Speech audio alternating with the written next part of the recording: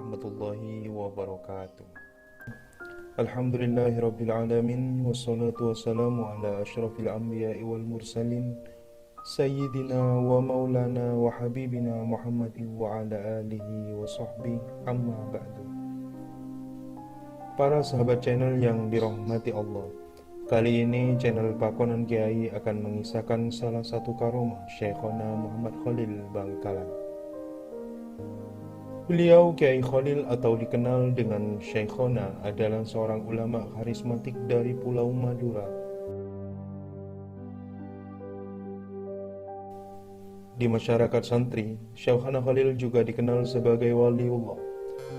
Seperti kisah-kisah Wali Songo, kisah karomah Syekhona Khalil banyak tersebar terkisah dari lisan ke lisan, terutama di lingkungan masyarakat Bangkalan sendiri. Salah satunya kisah seorang santri yang karena khidmahnya di pesantren menyelamatkannya dari siksa kubur. Al-Kisah tersebutlah seorang santri yang mondok pada Syekhona Khalil Bangkalan adalah seorang santri yang tidak mempunyai kecerdasan seperti santri lainnya. Bahkan digambarkan bahwa kemampuan sang santri ini adalah yang terendah dari kebanyakan santri yang mondok pada Kiai Khalil. Ia mempunyai kekurangan di segi penghafalan dan pemahaman sehingga sulit menyerap kajian-kajian yang Syekhona Khalil adakan. Kendati demikian, Kiai Khalil tetap mengajari sang santri seperti kebanyakan santri lainnya, hingga suatu saat setelah Kiai Khalil mengajar sang santri, dengan nada kecewa Kiai Khalil berkata, "Dul, kamu berhenti, tidak usah mengaji." Sang santri yang diketahui dipanggil Dul mengangguk-angguk dan berkata, "Engki, engki." Kata Dul pada Kiai Khalil dengan tetap takdim menopangkan tangan kanan pada tangan kirinya sembari membungkuk. Ia mengunci rapat-rapat rasa kecewa dan beberapa pertanyaan yang mulai hinggap di kepalanya. Ia terus menyembunyikan pertanyaan-pertanyaan untuk menjaga agar tidak keluar dari lisannya. Akan tetapi di luar kendali dengan suara datar ia berkata pada Kiai Khalil, "Tapi kenapa Kiai?" Tanya Dul yang mulai merasa terpojok karena tidak diperbolehkan untuk mengaji. "Apa perlunya kamu mengaji? Diajari tidak semakin pintar, malah saya merasa kamu tambah bodoh," jawab Kiai Khalil dengan berwibawa dan masih dalam nada kecewa. Kalimat sang kiai ini serasa menghantam keteguhan Dul, yang diketahui bahwa santri adalah anak yang tekun belajar, hanya saja memang kecerdasannya saja yang terbatas.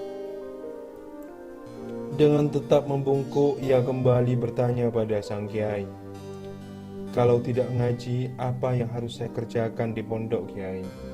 Dul kembali bertanya, "Kamu cukup berkhidmah, berbakti saja di sini, tidak usah ngaji." Dengan takdim, sang santri hanya menunjukkan wajah polosnya tanpa protes lagi pada Kiai Khalil. Walaupun dalam hatinya terbesit beberapa pertanyaan yang menyergapnya dalam diam.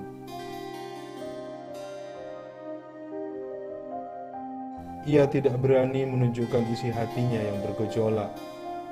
Ia masih memegang niatnya dari awal ke pondok, bahwa ia hanya mencari barokah melalui khidmah pada sang kiai. Prinsipnya yang dia pegang kuat-kuat. Kendati sang santri merasa dibedakan, ia hanya manggut-manggut dan berkata, "Engki, engki," menunjukkan apa yang didahulukan oleh sang guru adalah benar adanya, kendati dia sendiri belum terlalu paham caranya untuk berkhidmah yang benar. Yang penting berkhidmah, kata Dul yang mulai paham dengan arti khidmah. Di pagi hari, siang dan malam ia lalui tanpa mengaji di pesantren yang diasuh oleh Syekhona Khalil. Ia berbakti sebagaimana yang ia bisa. Pagi hari ia mencuci baju-baju sang kiai, membersihkan pesantren dan dalam yang ditempati Syekhona Khalil, dan beberapa tempat di pesantren. Selain itu, sang santri juga memasak dan menyiapkan keperluan-keperluan sang kiai. Hari berganti, bulan berlalu, dan tahun-tahun pun berhamburan. hingga tibalah masanya sang santri boyong atau dinyatakan lulus dari pesantren. Setidaknya demikian yang diistilahkan orang-orang kampung di luar pesantren. Apabila seorang santri boyong atau sudah pulang dari pondok pesantren, maka ia sudah dianggap lulus dari pesantren tanpa perlu meneliti santri ini pintar atau tidak. Di luar dugaan, sang santri menjadi salah satu tokoh, menjadi tumpuan masyarakat, kendati ia masih belum punya ilmu apa-apa kecuali hati yang ikhlas dan pengabdian yang khidmah di pesantren kepada gurunya. Hikmah dan pengabdiannya banyak didengar oleh masyarakat luas, karena kebanyakan orang-orang kampung yang sowan ke Kiai Khalil sering menemukan tul, ngebulah atau menjadi khaddamnya Kiai Khalil. Tingkah laku tul yang berakhlakul karimah, sifat adab asor dan lemah lembutnya membuat ia dipercaya sebagai orang alim lulusan pesantrennya Kiai Khalil. Karena khidmahnya yang ia bawa dari pesantren ke tengah-tengah masyarakat membuatnya dinilai baik oleh tetangga dan sanak saudara. Ia dikenal dengan kejujuran, akhlak atau tingkah lakunya yang bagus. Beberapa acara keagamaan dirasa tidak afdol kalau tidak mengundangnya, sehingga ia menjadi tokoh penting dan dicintai oleh masyarakat setempat. Bahkan beberapa masyarakat sudah banyak menyebut tul dengan panggilan Kiai. Kiai Tul begitulah kiranya ia dipanggil sekarang. Rupanya mempunyai umur yang sangat singkat. Baru tumbuh bermekaran rasa cinta masyarakat kepadanya. Sang kiai muda ini dipanggil sang ilahi Robbi menuju ke alam keabadian dan meninggalkan dunia yang fana. Masyarakat bergotong royong membantu acara pemakaman Kiai Muda Tul. Beberapa di antaranya ditugaskan untuk mengundang Kiai Khalil, karena Kiai muda yang wafat ini adalah santri tercintanya Kiai Khalil menurut pendapat kebanyakan masyarakat setempat. Masyarakat berbondong-bondong membawa jenazah sang Kiai muda dengan tangisan dan hiruk pikuk kesedihan karena ditinggalkan oleh orang soleh dan terkenal berbudi luhur. Lilipur dengan kesedihan, para masyarakat memakamkan sang Kiai muda. Setelah pusaranya tertutup, kerumunan masyarakat yang mengelilingi kuburan Kiai muda terbelah menjadi dua.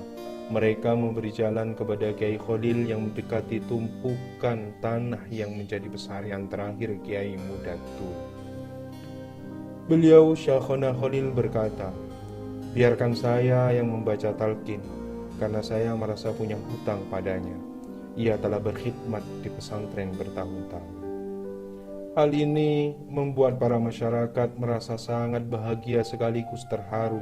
Mereka semakin yakin bahwa Tul adalah kiai muda yang betul-betul orang baik.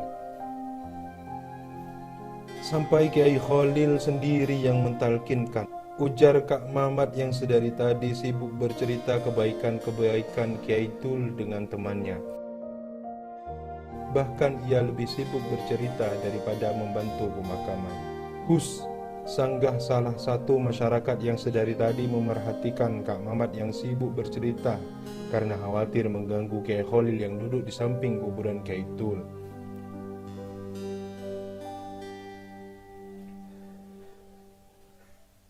Pembacaan talqin mayit dimulai. Kiai Khalil diperhatikan banyak masyarakat yang ikut khusyuk mendengarkan kalimat-kalimat yang dibacakan Kiai karismatik ini. Di tengah pembacaan talqin mayit, tepatnya ketika Syekhona Khalil membaca Fa'idha ja'akal malakani, Kiai Khalil tertawa terbahak-bahak, kemudian berhenti dan Kiai Khalil meninggalkan tempat pesarian sang santri tanpa melanjutkan talqin tersebut. Hal ini tentu mengundang jutaan tanda tanya bagi yang hadir di pemakaman Kiai muda waktu itu. Masyarakat saling berbisik satu sama lain dan menimbulkan kegaduhan yang luar biasa. Bahkan di antaranya mulai menuju pada fitnah. Beberapa pecinta Kiai muda yang tidak mau kejadian ini menimbulkan fitnah, pada akhirnya menunjuk salah satu sesepuh untuk menghadap dan bertanya pada Syekhona Khalil agar bisa meredam gejolak di masyarakat. Berangkatlah sesepuh menuju Kiai Khalil. Dan ketika sampai, "Assalamualaikum Kiai," kata sesepuh tersebut. "Waalaikumsalam. Jenengan teh?" dawuh Kiai Khalil. "Ada apa teh?" Dengan mantap sesepuh berkata, "Saya disuruh warga masyarakat untuk menghadap jenengan Kiai perihal kejadian di pemakaman." "Oh itu," dawuh Kiai Khalil dengan karisma dan mulai menunjukkan senyuman khasnya. "Engki Kiai, masyarakat bertanya-tanya kenapa jenengan berhenti membaca talqin mayit dan tertawa serta meninggalkan pemakaman." "Bagaimana saya tidak tertawa? Seandainya jenengan dengar, jenengan pasti juga akan ikut tertawa," dawuh Kiai Khalil. "Memang ada apa Kiai?" "Sewaktu saya membaca talqin dan tepat pada bacaan faidah ja'akal malakani, dua malaikat yaitu Mungkar dan Nakir datang menghampiri Tul. Para malaikat bertanya pada Tul, 'Man rabbuka?' Di luar dugaan, ternyata si Tul tidak jawab Allahu Rabbi seperti kebanyakan kaum muslimin dan tuntunan pada umumnya. Dia malah duduk dari pembaringannya dan berkata, 'Jawaban pertanyaan seperti itu di Pondok Demangan sudah lama saya tahu malaikat,' kata Tul berkata pada Mungkar dan Nakir. Kedua malaikat kembali bertanya tanpa menghiraukan jawaban dari Tul,